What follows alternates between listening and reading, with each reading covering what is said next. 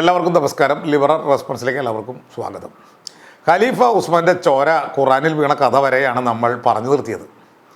AD 656 ജൂണിലാണ് ഖലീഫ ഉസ്മാൻ കൊല്ലപ്പെടുന്നത്. ഭീകരമായ ആ വധത്തിന് ശേഷം മദീന മൊത്തം അരാജകത്വമായി. ഖലീഫയെ കൊന്ന കലാപകാരികൾ തന്നെ മദീനയിൽ ആധിപത്യം സ്ഥാപിച്ചു. എന്നാൽ അവരിൽ നിന്നും ആരും ഞാനാണ് ഖലീഫ എന്ന് പ്രഖ്യാപിച്ചില്ല. ആരും അത് അംഗീകരിക്കില്ല എന്ന് അവർക്കറിയുന്ന കാര്യമാണ്. അതിനാൽ അവർ ഇങ്ങനെ ഒരു ഭീഷണി മുഴക്കി, നിങ്ങൾ വേഗം ഒരു ഖലീഫയെ തിരഞ്ഞെടുക്കണം, ഇല്ലെങ്കിൽ ഞങ്ങൾ എല്ലാവരെയും കൊല്ലും. കാരണം അവരുടെ അങ്കക്കലി അടങ്ങിയിരുന്നില്ല. ആരെങ്കിലും കൊന്നാൽ മതി, ഇന്നാൾ വേണമെന്നില്ല എന്ന ഒരു പൊസിഷനിലാണ് അവർ നിന്നിരുന്നത്. ആദ്യം അവർ അലിയോട് ഖലീഫയാകാൻ പറഞ്ഞു. അലി ബുദ്ധിമാനായിരുന്നു. അദ്ദേഹം ഇങ്ങനെ ചിന്തിച്ചു, ഇപ്പോൾ ഇവർ പറയുന്നതും കേട്ട് ഖലീഫ സ്ഥാനം ഏറ്റെടുത്താൽ പിന്നെ ഇവരുടെ പാവയായി നിൽക്കേണ്ടി വരും. കാരണം മദീന ഇപ്പോൾ ഉസ്മാനെ കൊന്നവരുടെ കൈകളിലാണ്. ഉസ്മാൻ്റെ രക്തം ഇനിയും ഉണങ്ങിയിട്ടില്ല. ആ കൊലയാളികൾ തന്നെയാണ് തന്നോട് ഖലീഫയാകാൻ നിർബന്ധിക്കുന്നത്. ഇത് നടക്കാൻ പോകുന്ന കേസല്ല. അലി അവരോട് പറഞ്ഞു, എന്നോട് ഈ കാര്യം മാത്രം നിർബന്ധിക്കരുത്. ഈ ഖലീഫത്ത് എനിക്ക് വേണ്ട. നിങ്ങൾ ആരെ ഇഷ്ടമാണോ അവനെ തിരഞ്ഞെടുക്കൂ. അതോടെ ഇസ്ലാമിക സാമ്രാജ്യത്തിൽ ഖലീഫ സ്ഥാനം ആർക്കും വേണ്ട. 4-5 ദിവസം ഖിലാഫത്ത് ഒഴിഞ്ഞു കിടന്നു. ആ സമയം ചില മര്യാദക്കാർ രംഗത്തിറങ്ങി. മദീനയിലെ പ്രമുഖ സ്വഹാബികളും അൻസാറുകളും ഒരുമിച്ച് വന്ന് അലിയോട് ആവർത്തിച്ച് അഭ്യർത്ഥിച്ചു, ഇനിയൊരു ഖലീഫ ഇല്ലെങ്കിൽ മുസ്ലിം ഉമ്മത്ത് തകർന്നു പോകും. നീ ഖലീഫയാകുക, ഞങ്ങൾ ഒപ്പമുണ്ടാകും.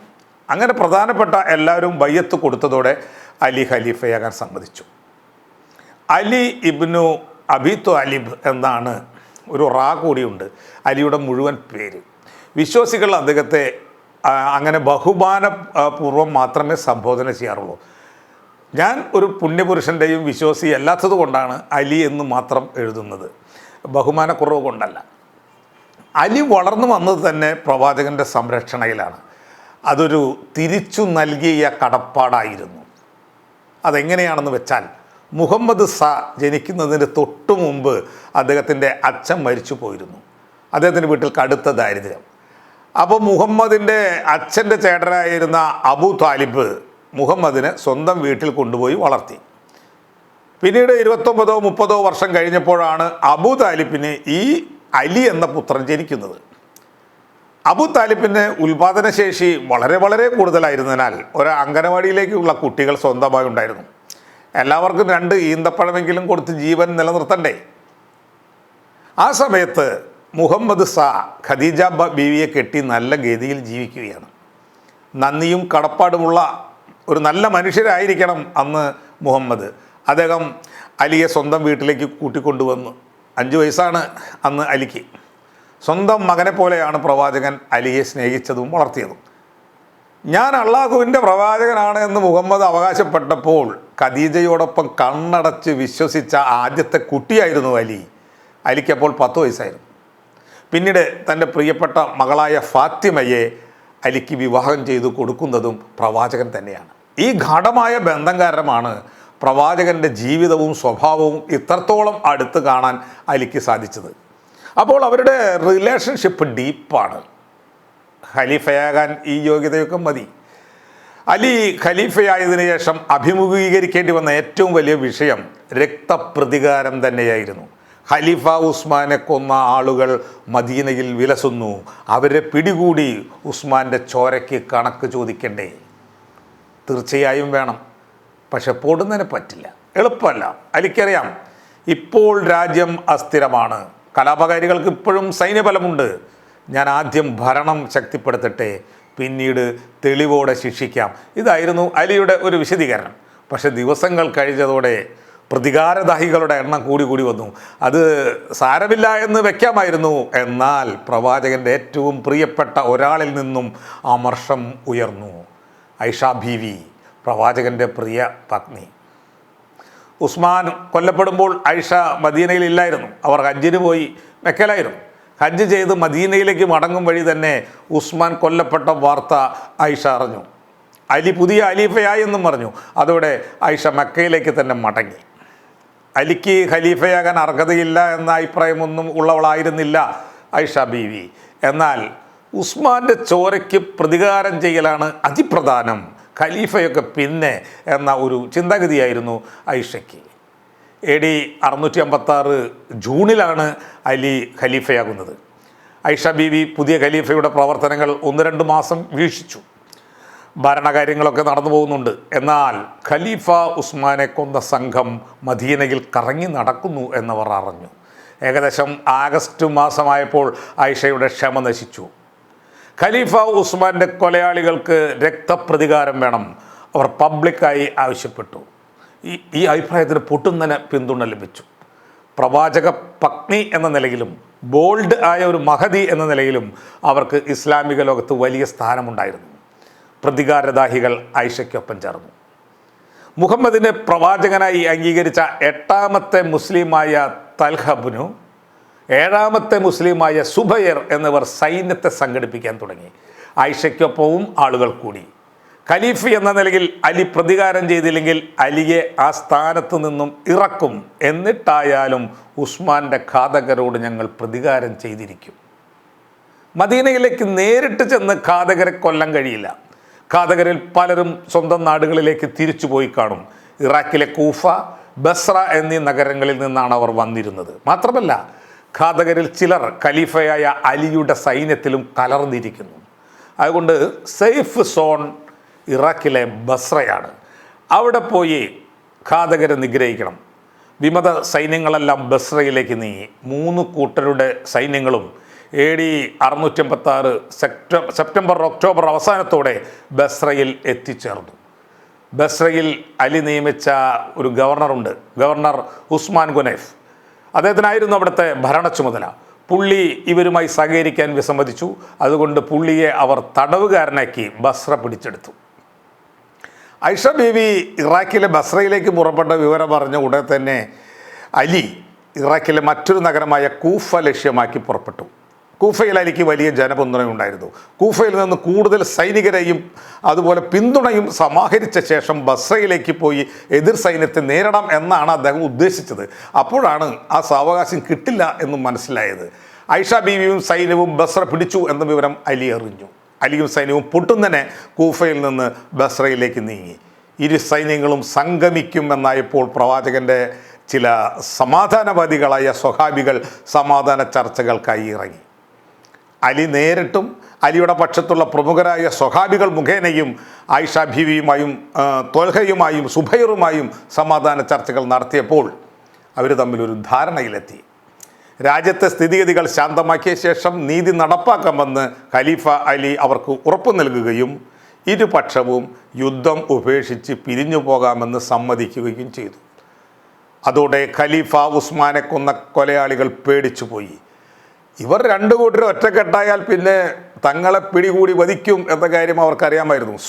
ഇന്നുണ്ടായ ഈ സമാധാന സന്ധി ഇന്ന് തന്നെ പൊളിക്കണം എന്നവർ നിശ്ചയിച്ചു.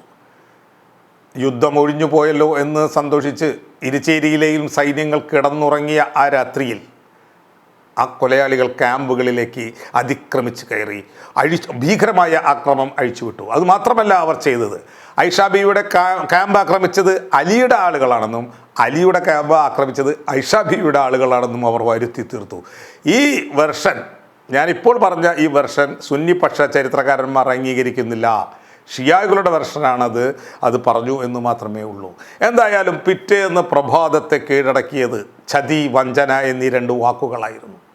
മറുപക്ഷം സന്ധി ലംഘിച്ചു എന്നും ചതിച്ചു എന്നും ഇരു സൈന്യങ്ങളും കുറ്റപ്പെടുത്തിക്കൊണ്ടിരുന്നു. ഇനി ഇരു വിഭാഗത്തിനും ഒരു തിരിച്ചുപോക്കില്ല.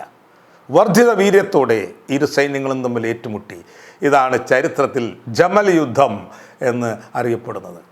AD 656 നവംബർ 7-നോ ഡിസംബർ 4-നോ 6-നോ ഒക്കെ ആണെന്ന് തോന്നുന്നു ആ യുദ്ധം തുടങ്ങിയത്. അന്ന് തന്നെ യുദ്ധം അവസാനിച്ചു. അതൊരു 1 ഡേ വാർ ആയിരുന്നു.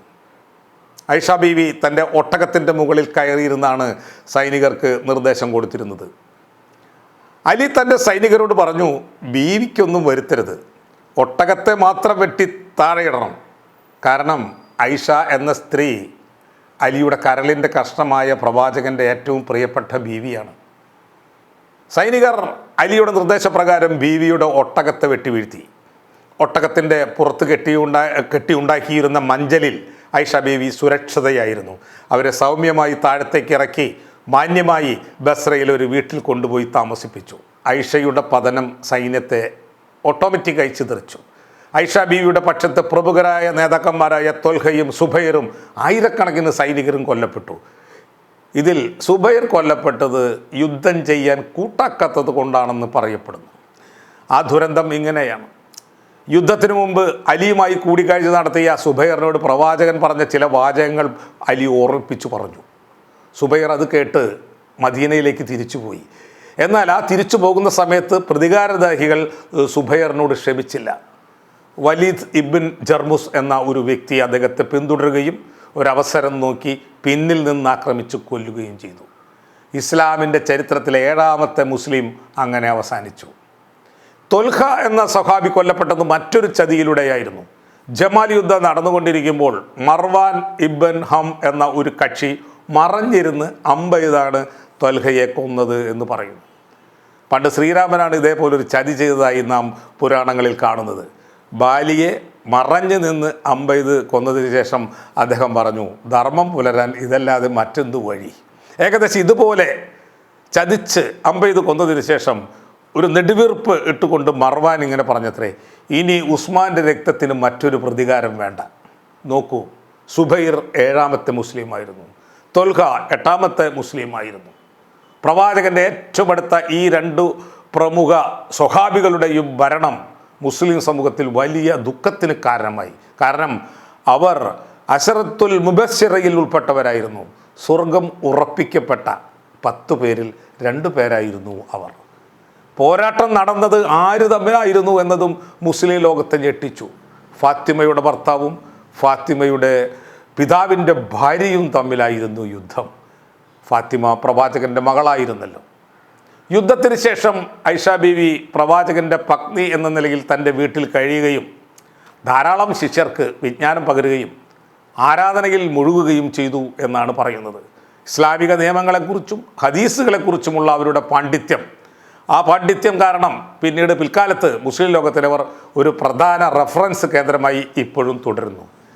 ജബൽ യുദ്ധം നടന്നത് ഒരു തെറ്റിദ്ധാരണയുടെ പേരിലായിരുന്നുവെന്നും താൻ ഖലീഫയ്ക്കെതിരെ വാളെടുക്കാൻ പാടില്ലായിരുന്നുവെന്നും ഐഷ ബീവിക്ക് പിന്നീട് ദുഃഖമുണ്ടായിരുന്നു എന്ന് ചരിത്രത്തിൽ പറയുന്നു, ചിലർ പറയുന്നു.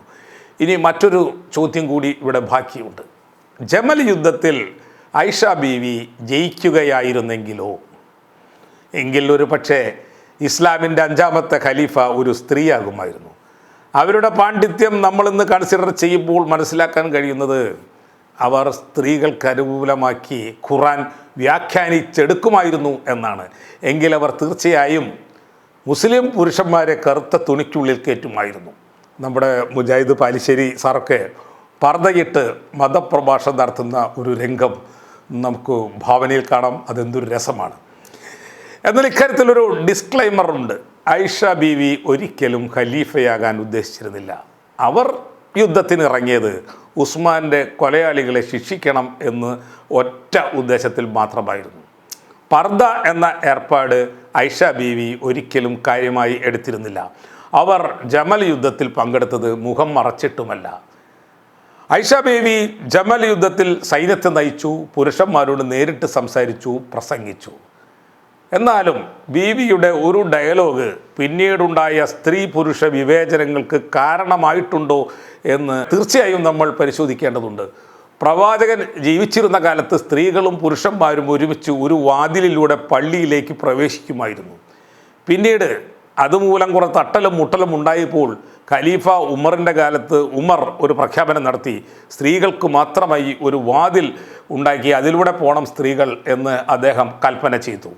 ആ വാതിലിലൂടെ പല സ്ത്രീകളും അലങ്കാരങ്ങളോടെ ചെത്തുവേഷത്തിലൂടെ പ്രവേശിക്കുന്നത് കണ്ടപ്പോൾ ഐഷ ബീവി ഇങ്ങനെ പറഞ്ഞത്രേ, ഉമർ ജീവിച്ചിരുന്നെങ്കിൽ അദ്ദേഹം ഇതൊക്കെ കാണുകയായിരുന്നെങ്കിൽ സ്ത്രീകളുടെ പള്ളിയിലേക്ക് ഉള്ള പ്രവേശനം നിരോധിച്ചേനെ. ഇസ്ലാമിൽ സ്ത്രീ വിവേചനത്തിൻ്റെ തുടക്കമായി ചില വിമർശകർ ഇതിനെ കാണുന്നുണ്ട്. ബാക്കി അടുത്ത ഭാഗത്തിൽ പറയാം. നന്ദി, നമസ്കാരം.